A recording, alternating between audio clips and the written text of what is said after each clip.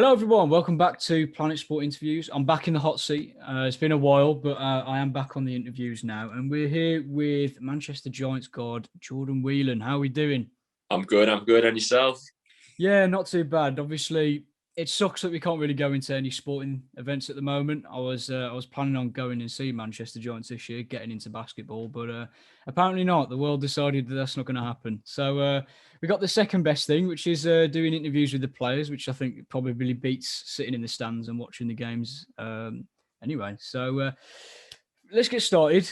Welcome back, I guess, belatedly. Welcome back to Manchester Giants. Of course, this is your second stint at the club. You left in 2018. Yeah, would have. Around 2018, 2017. Yeah. First of all, how does it feel to be back? It's a very much a new look Manchester Giants from the team that you left. A really big overhaul in terms of the roster and some of the players brought in. So how does it feel to be back? Yeah, definitely. It's definitely first and foremost. It's good to just be back home and around family, around friends.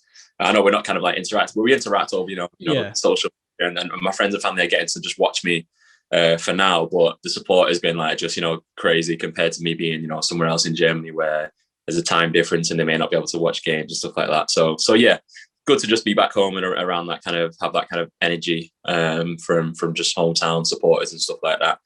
And yeah, secondly, yeah, for it's levels. It's levels to what I was here doing with Giants a few years back in terms of the branding, the professionalism. We're in a new arena and things like that. So it's looking promising. Looking promising. Yeah, and in particular, I interviewed Breon Brady earlier this month, or a couple of months ago, sorry. How big of a difference has the American players sort of made to the mentality? I know that Lyle Hexham has gone back since then due to, sort of personal issues and homesick and things like that. But, how much of an impact have they made in particular, points per game basis, getting in the experience and the quality as well? Yeah, of course. Yeah, when we as far as across the league and looking to bring in American players, we're bringing them in, to be as high level players as more likely the high level players on the team. Coming from a country where basketball is second to none. It's top sports and it's played by, it's played like football over here. When you grow up in school, you're playing basketball over there and things like that, and baseball, the other sports like that. So yeah, definitely to bring in players that have been playing the game, from a really early age, and they're knowledgeable, been watching the top players and stuff like that, and playing against some of them actually at the college level before they go pro. It's definitely a really good kind of impact and energy to have for us British guys on the team. Yeah, exactly. And obviously, you did mention your college career. We'll get onto that later on because I think that's quite interesting. I've not met many British players that have gone through the US basketball scheme, so that's quite interesting. Yeah. We'll come to that in a bit. Danny Byrne, fantastic coach. He's been at the Giants for a little bit now.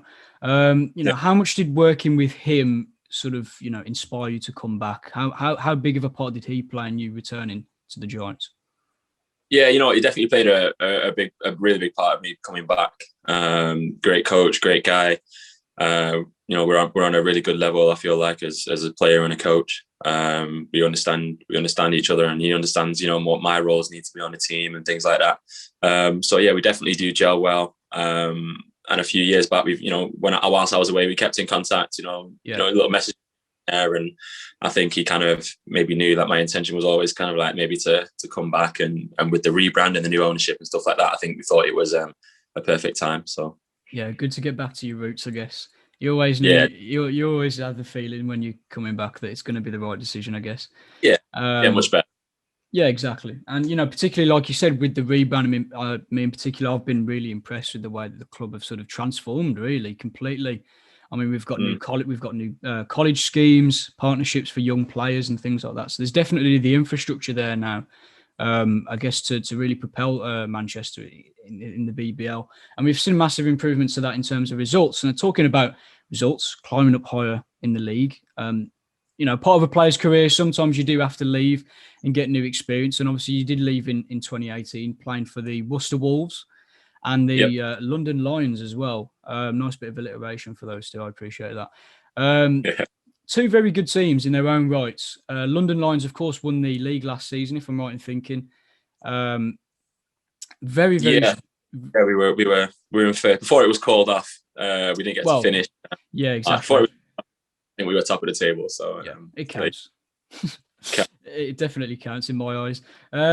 Yeah, so you obviously, being at those teams, being around different dressing rooms, coaches, players, obviously gives you different experience. Is there anything in particular that you learned from both of those sides that you've transferred into your game now coming back to Manchester? Yeah, 100%. It's really been quite a process. Literally, Worcester was a great. Worcester's a great club. They have a great university program with the younger guys that they bring in, and the infrastructure is really good between their relationship with the university and in the town as well, and the community. So that was a really good experience for me to be over there at that club. We didn't actually play so well as a team. I think we finished second to last. So that was kind of like a learning curve for me. Learning how to win in this league, learning what it takes to kind of like be successful in this league, and also on my own game, what I needed to do to improve and be more effective. So I kind of learned that. I got picked up by London. They noticed a few things that I was doing really well at Worcester, despite games. So I went and was able to have another really good experience with now a team that was at the top of the table for majority of the season. So it's kind of like I went from last place, from the bottom to the top, to like a top team, to then further again my development at that level. So I think definitely a process over my first two seasons back in the UK, and then now hope I'm coming into my own a little bit with the team now, with Giants. So. Yeah, what would you say is probably the biggest difference infrastructure-wise then to a team that's competing for the league, for example, and Worcester Wolves, who, like you said, the team overall did struggle in terms of a league position. What is the key differences that you've seen between those two sort of sides? Yeah, key differences. I mean, most of it, philosophy, I would kind of like say, Vince McCauley is a very good head coach, and he's been involved with London Lions, for I think over 10 years. Long time, a long time. He's been involved with that club, and he's grown the club himself. He's been able to stamp his own kind of identity on that, and it's developed. And you can see that through the players that he brings in, and how they work together, and how he continues to coach kind of like year on year.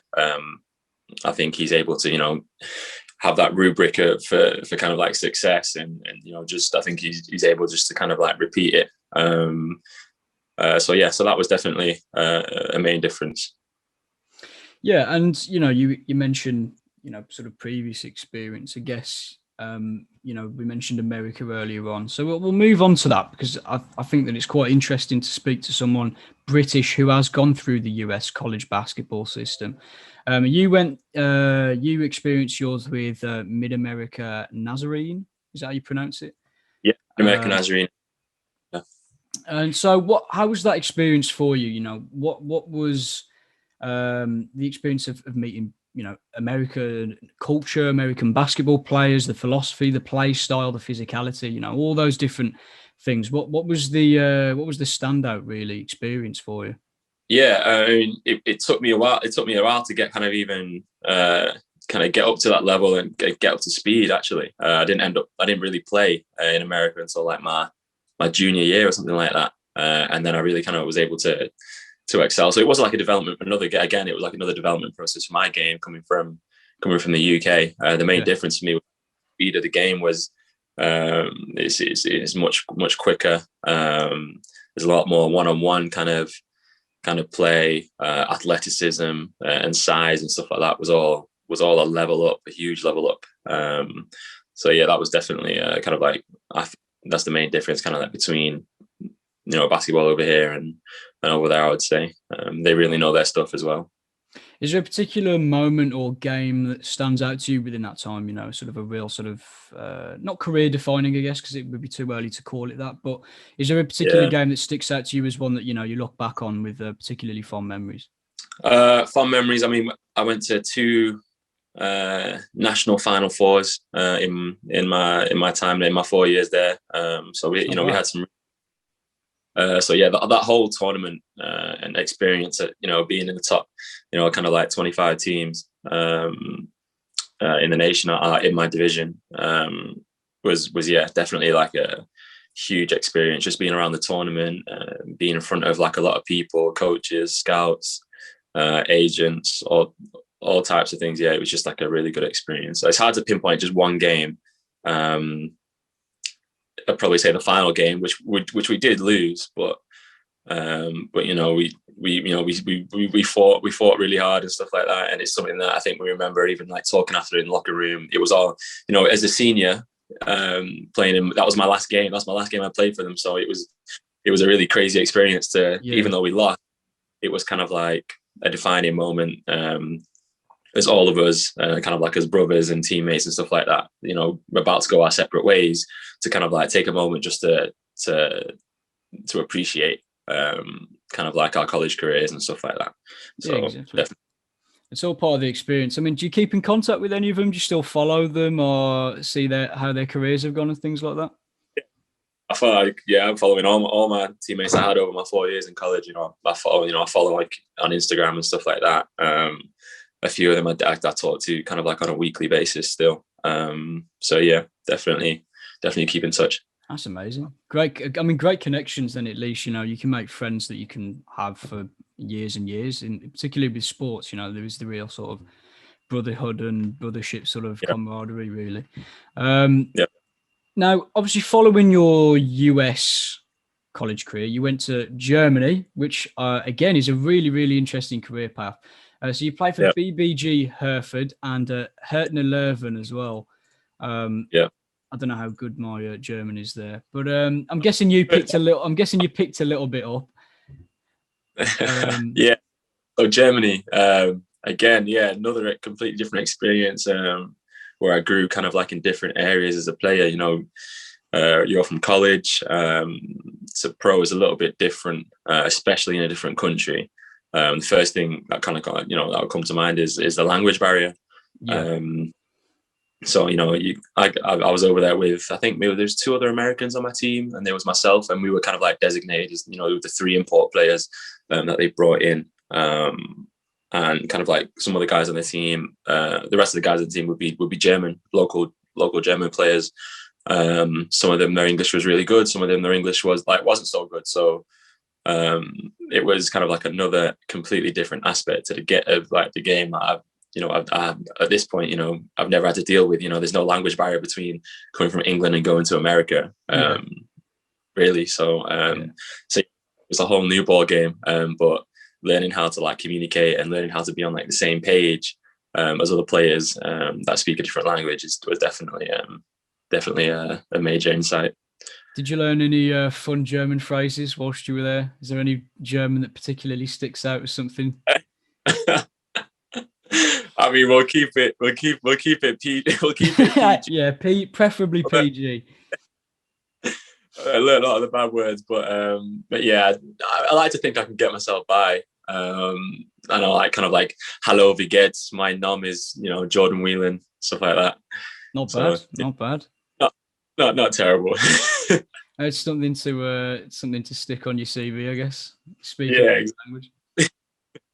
Well, I mean, it's all part of a cultural experience. I mean, is there anything that you enjoyed in terms of day-to-day life in Germany? Of course, you're still at quite a young age, and for someone to move across to a completely different culture, language, how did you sort of engross yourself in the daily sort of German day-to-day life? Yeah, I just kind of, I mean, I'm the type of person I love to travel. I love to meet people. I love to kind of like learn new culture and stuff like that. So for me, I kind of like just jumped straight in the deep end. I was out. It's my first day. I was out walking about, going to shops, talking to people, and with my teammates, having my teammates show me around and stuff like that. So yeah, it wasn't too difficult. I just kind of like just enjoyed the experience. And just enjoyed it. Yeah. Not too much beer after the games, I hope, though. Yeah. Yeah, they love their beer. They are beer drinkers. I'm surprised that the players didn't do that more often. But I guess if you got to keep in shape, you got to keep in shape. Do you know what I mean? That's it. Got to make sacrifices. So you come from Germany into the BBL, and the amount of experience you've had in this league. Even at your sort of, how would 26, I think.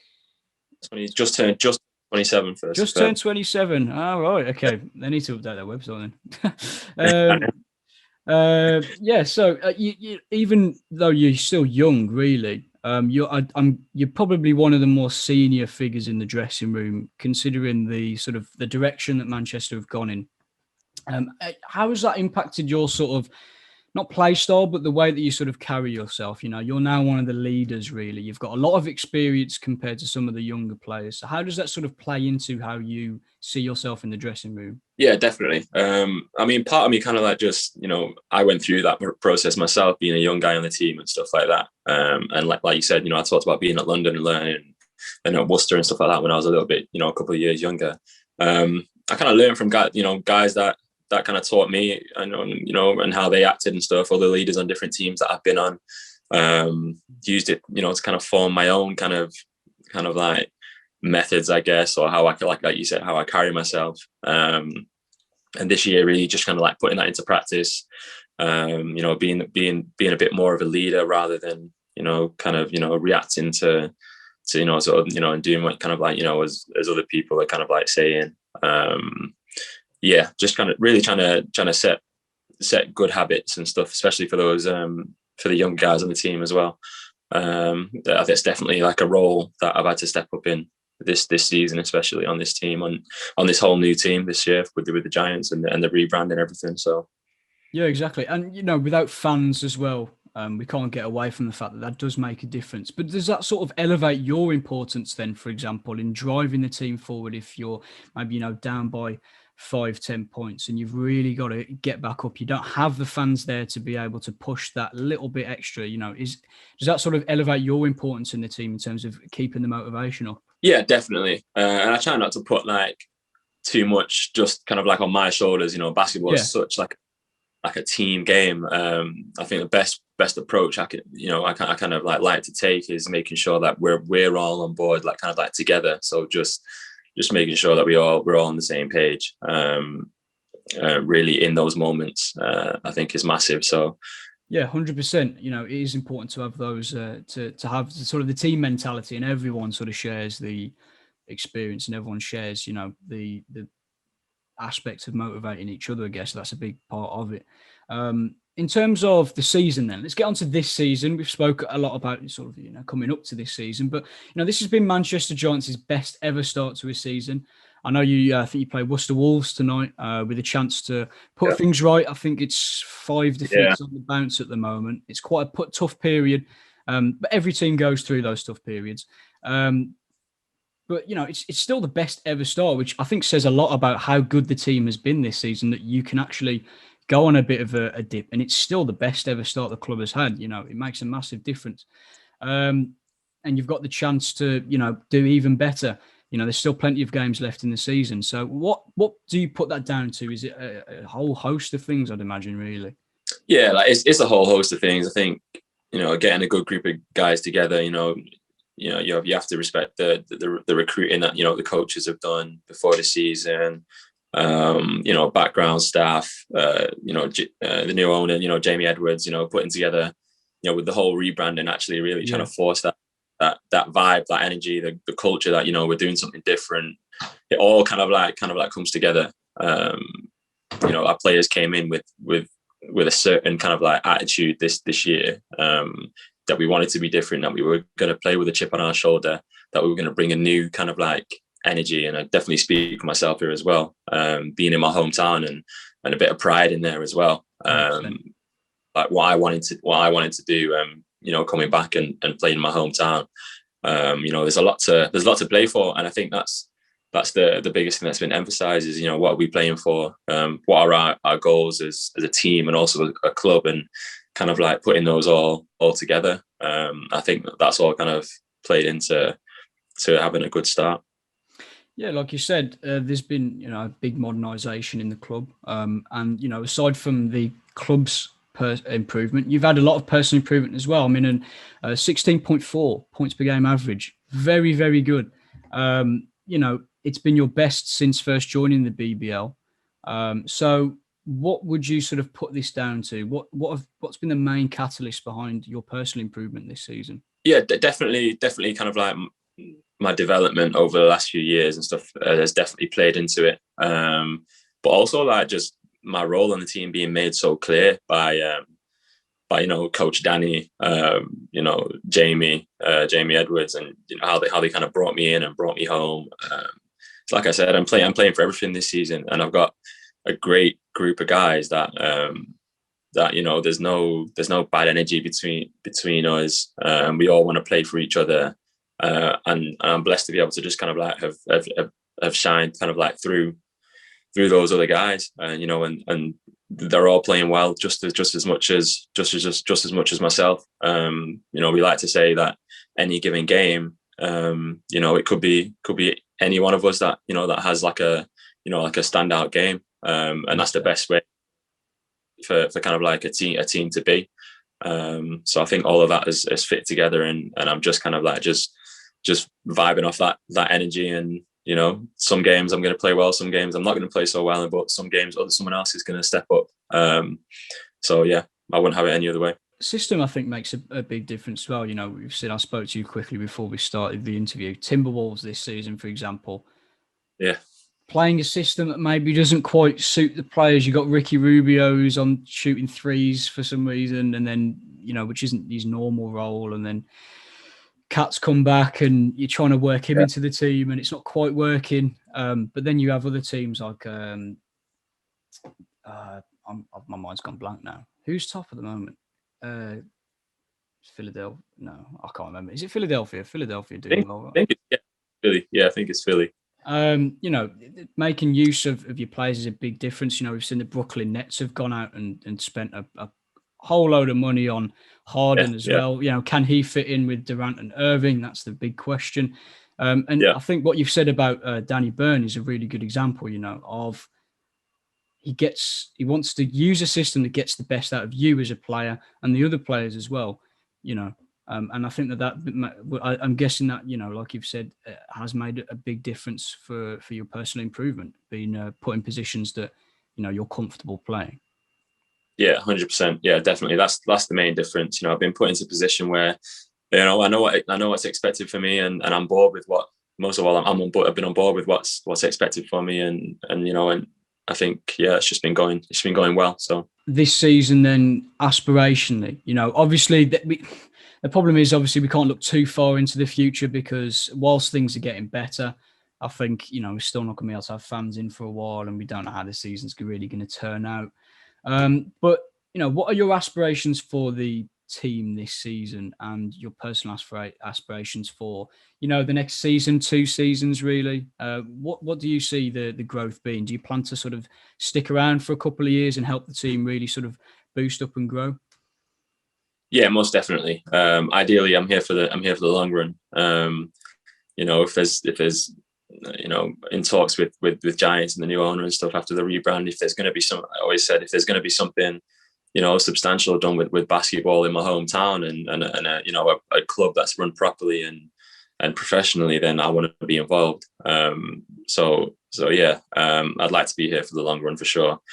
As far as kind of like this season, we all kind of decided that our main goal would be that we wanted to secure a playoff position. And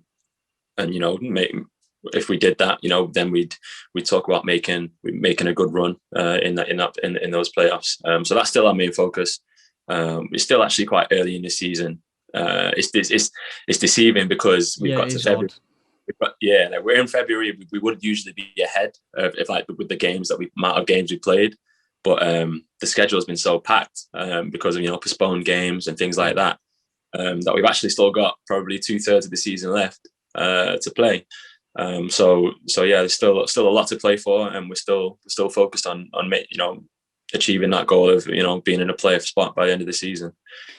You mentioned the packed schedule. I've always been interested in this. Do you enjoy it? Right, because it's a lot of games to play. I'd imagine physically it takes a lot of toll on you, but you're also playing a lot of basketball, which is obviously what you want to do. So How do you sort of cope, and in terms of match recovery, match preparation, how do you sort of cope with that? Yeah, like it has its advantages, and it also has its kind of like downfalls. But yeah, a lot of basketball. I mean, as a basketball player, you can't complain. If you're playing games every couple of days, Yeah, it's amazing. That's at the end of the day, all we want to do yeah, exactly. is sometimes, if we've got in previous years where we've had a couple of weeks and it's just been practice, by the end of a couple of weeks practice, you're just itching to play. Yeah, itching to play. So it is nice that when the schedule's so packed, you kind of get that NBA schedule type feeling. You're playing every traveling and playing every couple of days. So you get a little bit of a taste of what it's like at that kind of level as well. So yeah, it's nice, but also downfalls. If things aren't going so well and you've got a lot of games coming your way, then you're kind of thinking, actually, we could probably do with some time, to hit the reset button, hit the reset button, and practice a few games, which is in the last couple of weeks, as like you said, we've lost a few games in a row now, but that all kind of happened in the space of a week or 2 weeks. Yeah. So for us, it was like we were kind of thinking, like we could do with a week here where we can hit the reset button and get back to get our groove back, and then go and move forward, which is what we've done, and hopefully it will continue to be successful. Speaking of the reset button, a bit of a unusual-ish question, I guess, but is there any, when you're away from basketball, you come back from training or there's no game today, is there anything you do in your downtime that helps you sort of rest and recuperate? Bit of NBA 2K, bit of FIFA, something like that? Yeah, definitely. Like I definitely game a little bit. I use that as kind of like my downtime. I can put my legs up and ice and recover and stuff like that. I can do all that kind of like together. I play golf usually. Oh right. Yeah, I'm trying to be like Mike out here.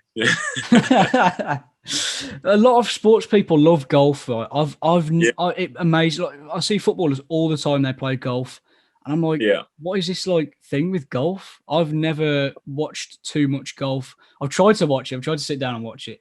I had like the Tiger Woods PGA golf game a few years back, which I enjoyed playing, but I just never got into it. What is it about golf that people just really enjoy? Golf is just, for me, it's just being in that open space, elements, especially in the summer, when the weather's nice. Makes sense. A little interaction with it could be non-basketball players and stuff like that. Different people, I love communicating with different people. I played, I've been a member at a golf club and played in tournaments and played with different guys that I've never met before, but you go out there, you play, you communicate, you have fun, you network a little bit. But yeah, it's just, for me, it's just a relaxing kind of space, but at the same time it's still got that little competitive edge. 100%. Yeah. So yeah, I think that's what it is. I think it's the mix between being relaxed but it's still being like competitive at the same time. Yeah. I mean, I'm exactly the same. I've got a competitive edge with everything, so I always play. In terms of video games, it's always like FIFA or something that I can beat someone at. Don't mention Monopoly. That's Monopoly is just a different thing altogether. You could get one of those virtual golf setups in your house or something. I've seen quite a few people with those. Splash out a bit on one of those. Bit of golf. But we'll come to the final question then, because I don't want to take up too much of your time. To any fans out there who sort of aspiring to play professional basketball, young players as well, we have seen that Manchester Giants themselves have partnered up with a local college as well, Xavier College. I did an article on it a couple of weeks ago. Zavarian, I think that's right. You'll have players coming through that will see you guys as the sort of the inspiration, really. So is there anything that, key attributes, key attitudes, because you can have all the talent you want, attitude's important. So, is there anything, key characteristics and advice that you would give to young players coming up at the moment?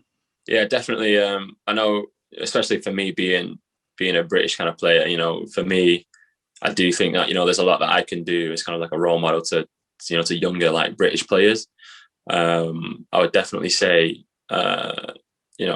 start your days early, do your best to get access to gyms and stuff like that, because that's another barrier, you know, in this country. There's not so many basketball courts. You know, you go to America, there's a hoop on every single driveway or something like that. Or, you know, there's courts everywhere that you can for free sometimes in the States.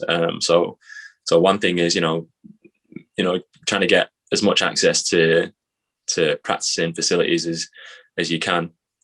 Whether that's like a local high school or a local leisure center or something like that. If you can do your best to try and create those relationships and get on the court as much as you can. That's all I can say. Keep practicing.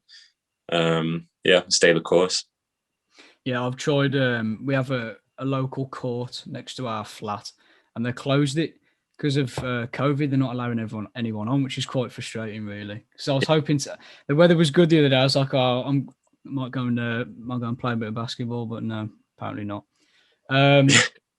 Well, Jordan, thank you very much for your time. I really, really appreciate it. I hope you enjoyed it. I tried to ask some, different questions to maybe what you always get asked. But Yep. That's all we've got time for. Best of luck for the season as well. If anyone wants to catch Manchester Giants' latest game, which by the time this comes out would have passed, so that'll be a bit frustrating. But you can catch some of their games on their YouTube channel. They do live stream a few games.